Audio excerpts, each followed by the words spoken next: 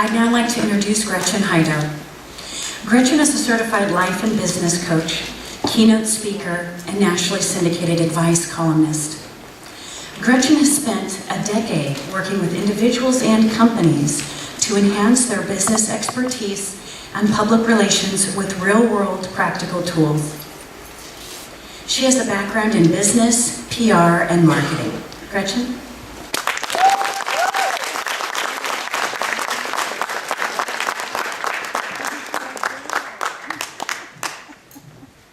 Hello, everybody. Happy International Women's Day. Right?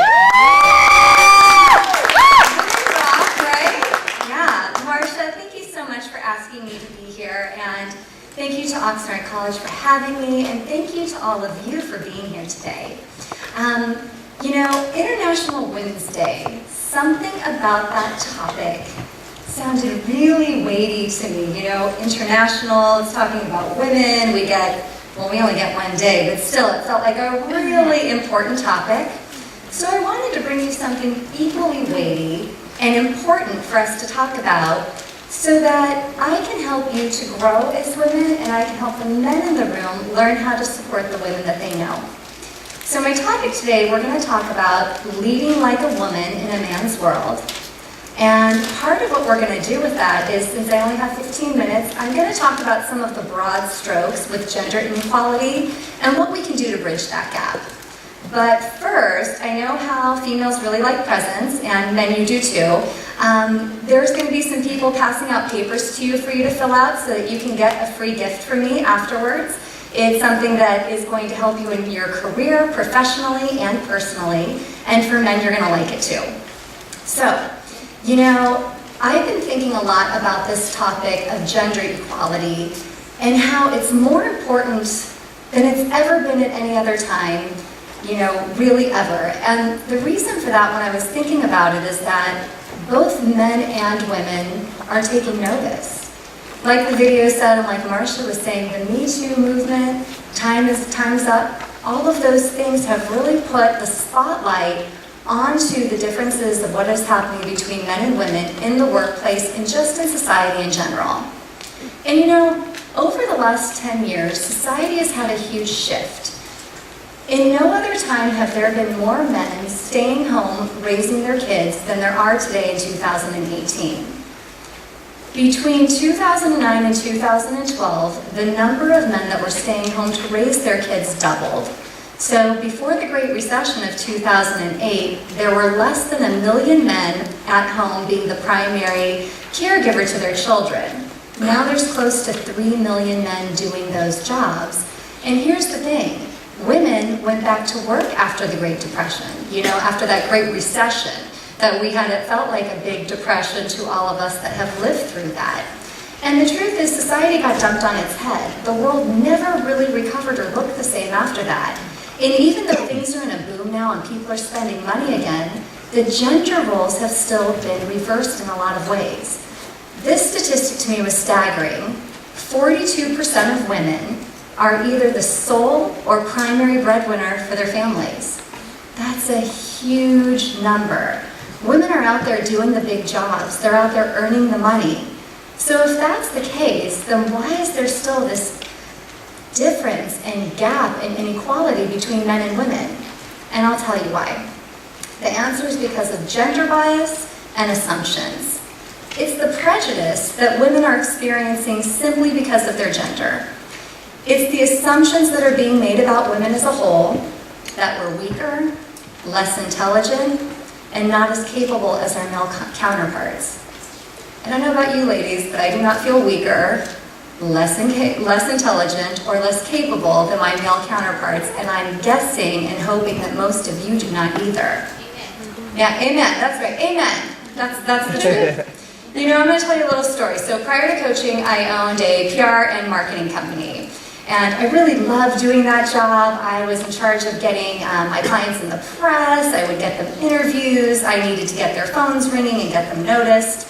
So I was a part of this huge strategy meeting in front of a board of directors. And the CEO and I had been working on this new PR campaign for months that we were going to roll out. It was the first time the board was going to see it. I was going over the goals and the traction and what we were going to do, and I needed to get their buy-in. When I asked for it, one of the board members said to me, "I'll buy anything if you wear that dress." Really? I'll buy anything if you wear that dress? Oh, I can still feel that even when I just said that. You know, in that moment, it was startling, it was humiliating, I felt embarrassed. It kind of veered everything in the conversation. It completely derailed what we were talking about, and everyone in the room was looking at me. I felt less than in that moment because of my gender. How many of you have experienced something similar? Yeah, raise your hand. Yeah, let's raise your hands. How many of you have experienced something similar? Yeah. And here's the deal. Did it make you feel less than? Probably. Did it make you feel afraid? Angry? Did you laugh it off? Oh, haha, my dress, yeah, you're right. Because don't we do that as women? We laugh it off. We act like it's no big deal. The truth is, whatever your experience is with that and whatever your reaction was, you're not alone. Most of this room raised their hands. And a lot of us have had more than one of those experiences due to gender bias and assumption, simply because we are female. A major study of women in the workplace gathered information from 188 companies across the U.S. Nearly 30,000 men and women were surveyed about their experiences in the workplace. And what they found was that men and women were having a very different reality at work. You know that saying, playing on a level playing field? Women were experiencing anything but a level playing field. There were so many gender biases and assumptions being made for women that it was stopping them in their tracks from taking on larger roles. They were missing the key points that they needed to be poured into them to learn how to be global leaders or even managers at a higher level. They were having interrupts in their brain chemistry simply because of these assumptions and the wording and the behaviors that were being put towards them. Imagine if every time, you know, even for me personally, imagine if every time I tried to get out there and do a PR meeting, if someone commented on my clothing, that would interrupt me quite a bit from being able to go higher. You know, and so here are some of those most common assumptions and biases according to the study, and I'm just going to read them to you. I want you to see how they fit, you know, and what you feel when you hear these. And for men, since you haven't experienced what it feels like to be a woman, I want you to think about if someone said this to your mother, your sister, your girlfriend, your wife. Okay, so it's okay to pay women less for doing the same job as a man. They'll not know that we're doing those things to them. In interviews, you should always ask a woman if she has kids or is planning on having them.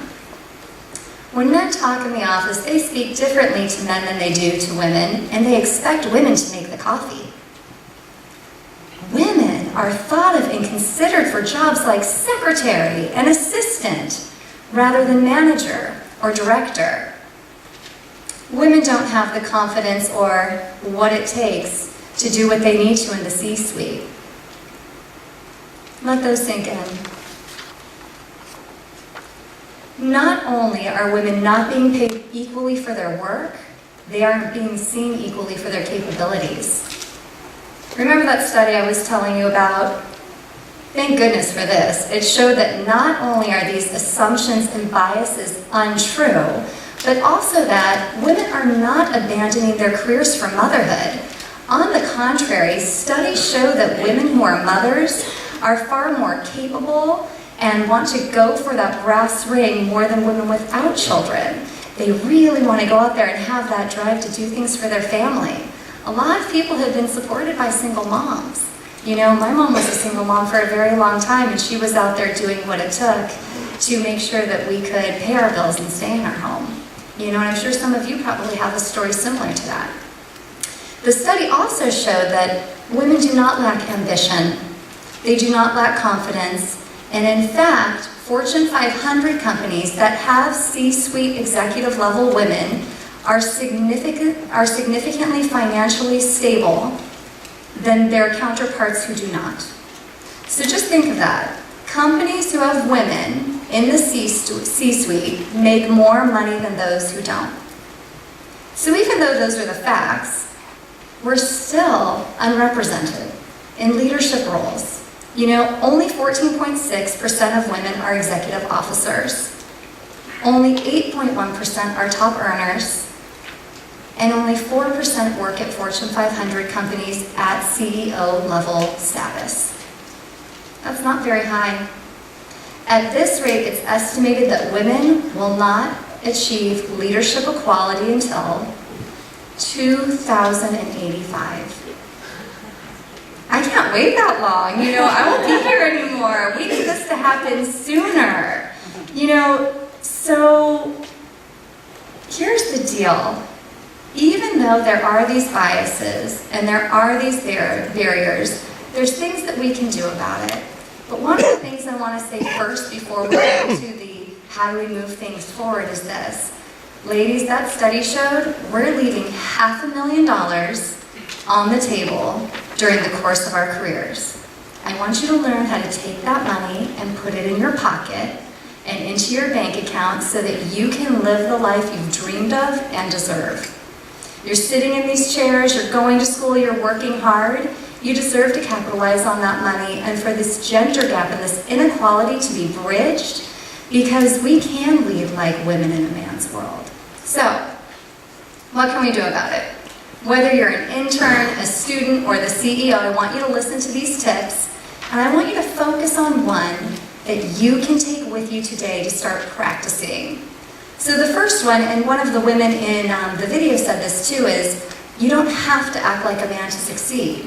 And you shouldn't. Women, we have all of these natural capabilities and things that are innate to us. We have empathy, we're good listeners, we're relationship builders, we're natural leaders. People like following people who can build relationships. You don't have to feel like you need to be a man, dress like a man, talk like a man. Lean into your feminine and go with it, be proud of it. The second, yeah, woo, that's right. That's right. Don't internalize your problems or challenges. You know, as women, this is an area where we could use a little help. We are more prone than men to take responsibility for other people's problems. We are a little bit sensitive in that area. We say we're sorry when we're not sorry. We say we're sorry if someone else did something wrong and it had nothing to do with us. We need to stop being sorry. If we didn't do it, we're not sorry about it. We can be game changers, but we don't have to be fixers. The third one is, I want you to use your voice, much like what Angel was saying, that in business meetings, when someone would take her idea and she'd say, oh, thanks for highlighting my idea in a different way, I appreciate that. I want you to do that too. The other thing is, come to the table with ideas. The very worst thing you can do is show up for a meeting unprepared or with no comment. Always have a comment. At least say one thing. Even if you're speaking to the best idea in the room, it doesn't matter. Have your voice heard. Because if you don't, you're always going to be lesser in that room and you're going to feel it as well. So use your voice. Trust your instincts. They call it women's intuition, not men's intuition for a reason, right? We are really good with our gut. Go with your gut. And the thing is this, when we're in the flow and we're doing what we need to, people automatically follow our flow. So go with that, lean into it, and don't be afraid of your intuition or of going with what you know is right, even if it's against what somebody else thinks. Trust your instincts. Embrace your mistakes. I don't know about you, but saying that I did something wrong or that, oh, I really screwed up on that is not my favorite thing to do. However, when you do, it makes you more transparent. People tend to trust you more. And you know what else it does? It opens up this breeding ground for others to say, I made a mistake too. And whenever there's a mistake that's been made, you can learn from it. So we come from this culture that says that we can never mess up, especially if we are being compared to a male in the room. But the truth is, if you take that and you make it a learning opportunity, you can go so far. You know, we can put our egos down and really learn the lesson that needs to be learned. One of the women in the video talked about this too, collaboration and mentorship. I cannot tell you how important it is to plug into other women. Iron sharpens iron. Grab someone's arm who's a little bit ahead of you or much further ahead of you and have them mentor you. Have them speak into your life. Ask them questions about where they see you and what you should be doing. Tell them where you're struggling. Get their direction. Learn things from other women. Because later, if we want those seats in the C-suite, if we want to be at that boardroom table, if we want to be taken seriously, we need to be with the women who taught us how to do it. And then you can be one of those women later. And that's powerful. Lastly, don't be a victim. Here's the deal. Remember that client I was telling you about who made the comment about my dress? This is the dress. You know, what I knew in that moment was that if I were a man, he would not have commented on my tie. He wouldn't have said a word about my pants. He wouldn't have made a statement about my body. But since I was a woman, he assumed that he could go there. I had a decision to make. I was super uncomfortable and I was mad. That's the other part of it. I was really heated and I was embarrassed. But my PR campaign was good, you know, and I had worked hard on it. I could leave the room. I could sit back down quietly and laugh it off. Oh, my dress, hee hee hee hee. Oh yeah, I'll sell you anything. Just sign right here. But you know what I did instead? I looked at him and I said, you hired me to do your PR campaign and to move your bottom line forward. If you'd like to get back to business and stop discussing my dress, I think that would be the best route we could take. What do you think?